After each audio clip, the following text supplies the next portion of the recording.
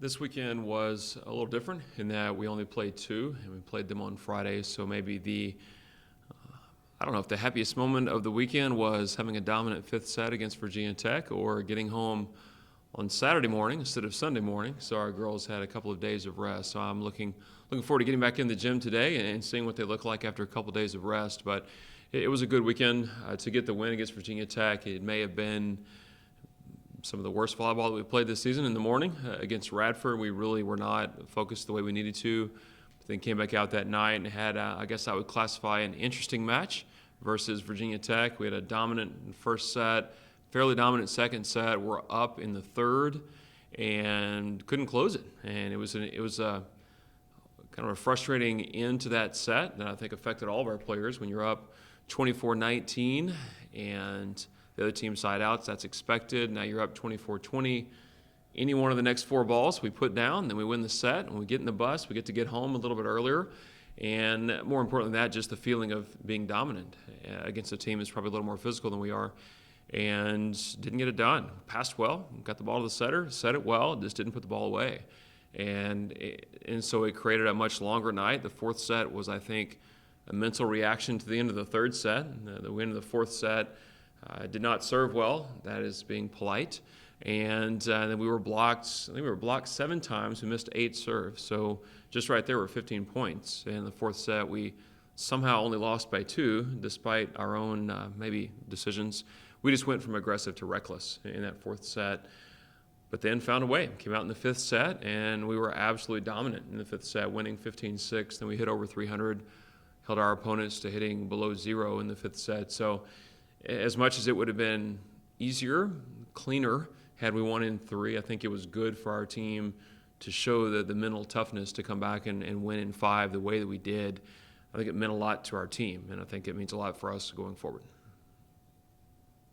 Coach, we've seen it before a little earlier in the season and now in the third set with Virginia Tech.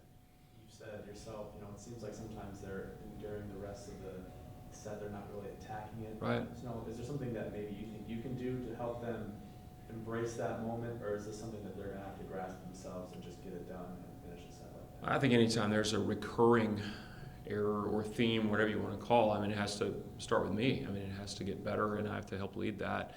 What I liked about this situation is that we were more aggressive in our actions and not finishing the game. I think the other 2 times that we were in a similar situation, we were really passive. We really backed away from the moment. And so although we had some errors in those moments, maybe the focus could have been a little higher. I think the intent was there. And so even though it was more frustrating because it's happened a couple times now, and this being the 3rd time, I think the mindset was better. And so I like to see that. We passed well, we set well, we took, for the most part, good swings, made a couple of errors. I think it's just a matter of focus, getting our bodies in the right place.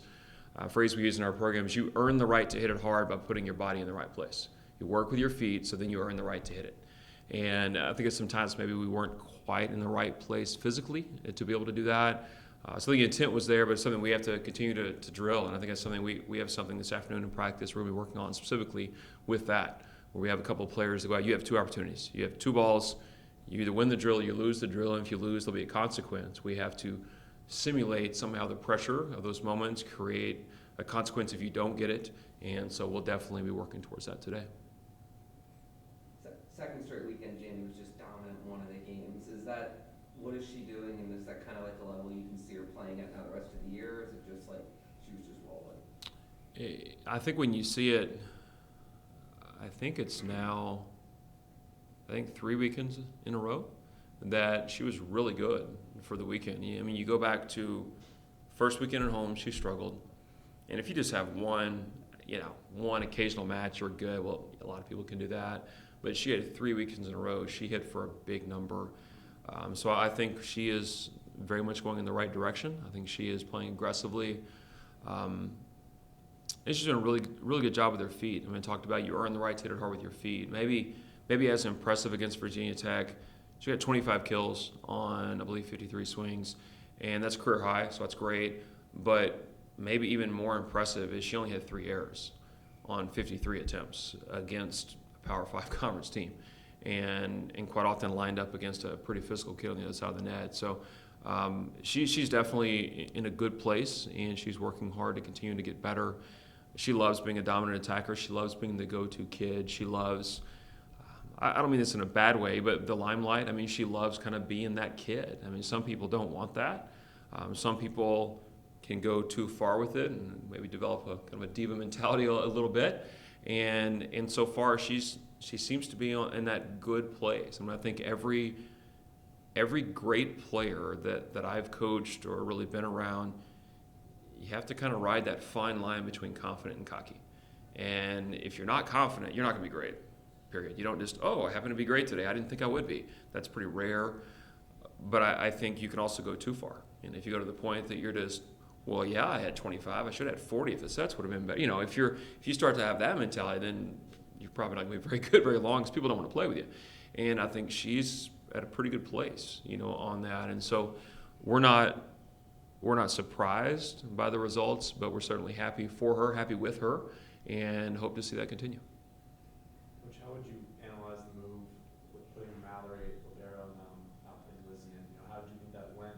Was that kind of tough for Mallory to take, or did she kind of show her leadership as a senior? Mal is as much of a team player as anybody we have, and while she's been struggling as an attacker, I mean, I think we've seen that, and part of that is, I mean, one, she hasn't been attacking that long at this level. She only attacked for the last third of last season, and she was put in a situation last year that every ball was fast. I mean, literally every ball. By the end of the year, we were going extremely fast to the pin, so she had a single block almost every time. Speed worked perfect for her, and between passing and setting early this season, we weren't able to go the speed we wanted.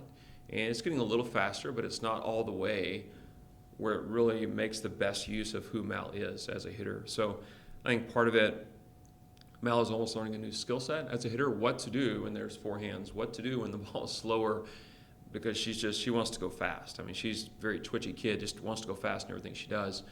So she's struggling, and she's not one to ever back down from a challenge.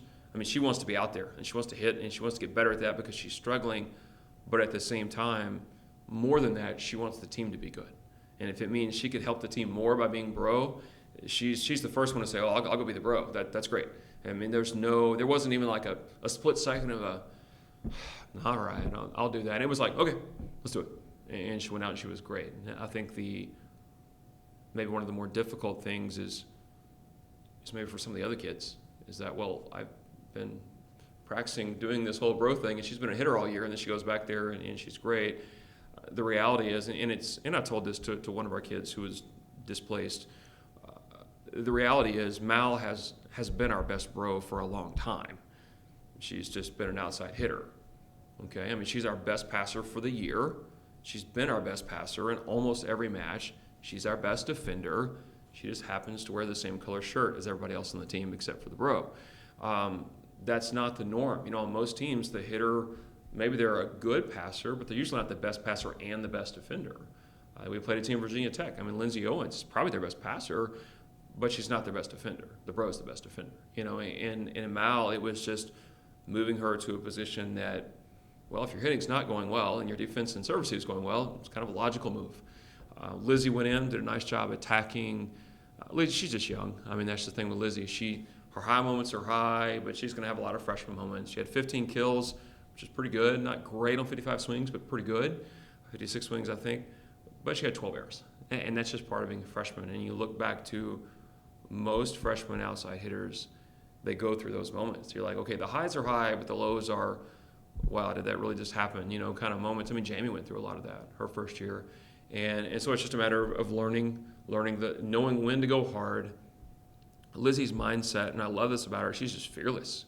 And there's a fine line between fearless and reckless. And there were times in the Virginia Tech matches she was just reckless. I mean, her body wasn't there, she was late, and we still took full swings and just buried balls in the net and just kind of silly things that she has to learn. But in a lot of ways, I think it's easier to take a kid like that, lower the error rate, than it is to have a kid who's just, I don't want to mess up, and they try to be more aggressive. You know, that's how we train our serving. And even though this weekend was historically bad against Virginia Tech as far as misses, the payoff was huge. I mean, it was the first time this year that I think we served aggressively enough that we radically changed our opponent's ability to score. And so we kind of look at that the same way when we're training Lizzie. It's like, okay, we got to live with some of this to get to where we want to go. And so I think she's a good option. I think we have a couple other options that could be out there in the outside if Mal's not. I think Simone obviously could be one. Carly could be. You know, we have several kids that we might see going forward. Where's the team's mindset going into MAC play? Do you kind of think of it as a new season, November starting all over? We think of it as a new season every year when we get to this point, and it really, I don't know what our record was last year at this point. Obviously, we won a lot and hadn't lost much. But none of that really matters a whole lot right now. You know, every team in the conference today is 0-0. And I know it sounds a little cliche, but whether you're winning or losing, you have to be willing to put that aside. I think what's important is how do you feel emotionally right now? I think had we been up 2-0 and lost Virginia Tech, I probably have a very different answer to your question. But I think having earned a good win to end non-conference play, having seen each weekend, I guess the best way to say our highs were higher each weekend. Now, there's still some up and down, obviously. But I think there were the moments that we were good, we were really, really good. I mean, the first set against Virginia Tech, we had 19 kills. That's an incredibly high number in one set. And we had 370. I mean, we're having moments that are really, really good. It's about having them more often. So I think the mindset's in a good place, but still in a hungry place. There's no consideration of being satisfied or where we are or anything like that. I think there's a little more sense of comfort as we get a little more comfortable with the setter. I mean, Steph has been out there for a number of matches now. She was really good against Virginia Tech. She was a lot more aggressive this week in attacking. I think it helped our team offensively. And so I think we're in a good place going forward, but we know there are many things we need to work on to improve. What about Brooke and Mal? They've never been in this kind of situation, kind of helping a young team. How have you seen their roles change throughout the season? I think they've been steady leaders. I think the only time that it's been a real challenge, and this is true, I've seen this many kids over the years, is when you get to your senior year, if you're too worried about the rest of your team, your own level of play can go down. And then when your own level of play goes down, sometimes you feel that you've lost the right to lead. And you haven't. You know, you're a leader because the team believes in you and they want you to lead them. The team chose for you to lead them, regardless of whether you're hitting great or not, you're passing great or not, doesn't matter. But I think it's kind of human nature, like, well, I don't want to be rubbing people wrong because I'm not very good today.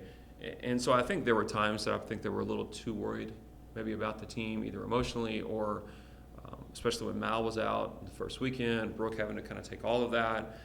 I think it's been a challenge, but I think they've handled it well.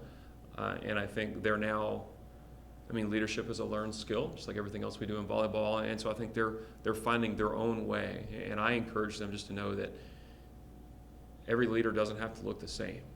You know, there are some leaders that are just dominant, just fire-breathing, rah, you know, at all times, getting after it. Some are more by example. Some say a few words on the court, but in timeouts are really good, or in the locker room they're really good. So I think that they're nice, steady, consistent leaders, and I think the further we go into the season, the more comfortable they will be in those roles, and the more comfortable they will be in leading while also playing at a high level themselves. And I think we saw that even the Virginia Tech match. I think Mal played at a high level, and Brooke in zone one was tremendous. I mean, she had 11 digs in the first match of the day, 3-set match. She had 18 digs playing 3 rotations in zone one. I mean, she was spectacular in zone one. So I very much enjoyed seeing both of them play at a high level because that allows them just to relax and then lead at a better level as well. How nice is it to be back home, and what challenges does Akron and Buffalo bring for you guys this weekend? Being home is great. That's partly because the combo crowd, of course, is always wonderful. Partly we're just glad to not be getting on a bus this week. You know, when you open up at home, that's great, but then that means you have 3 weekends on the road if you only host one tournament. And even though this has not been a challenging non-conference travel schedule, it's pretty easy. I mean, Virginia Tech's less than 4 hours away. It's just good to be home. It's good to sleep in your own bed. It's good to have all the parents that'll come in and support all the things that being at home means. And then, of course, opening up MAC play is great. I mean, that's that's why we do this, is to get ready for conference, and now conference is here. So, we, like we said earlier, we're 0-0, and we have a chance to be 1-0 on Friday night, and that's our focus right now. It's not being 2-0 after the weekend. It's not, okay, what's next weekend? It's one match at a time. Let's get ready. And we know, the two opponents we're playing are not historically at the top of the conference. We're aware of that. But what happened last year, what happened the year before really doesn't matter. I think you look at a Bowling Green, for example. They're a team that last year struggled, and this year they're great. And so you never know what can happen any given day. Akron Buffalo come in this weekend and play well, and we might not be on the winning end of that. And so we need to focus on our side, and there's so many things to focus on our side. While we scout every one of our opponents, we focus on what they can do and maybe where they struggle. The first part of conference season, we focus a lot more on our side, especially just being where we are right now in terms of our youth. We have many things that we need to improve on our side before we get overly stressed about what's on the other side of the net.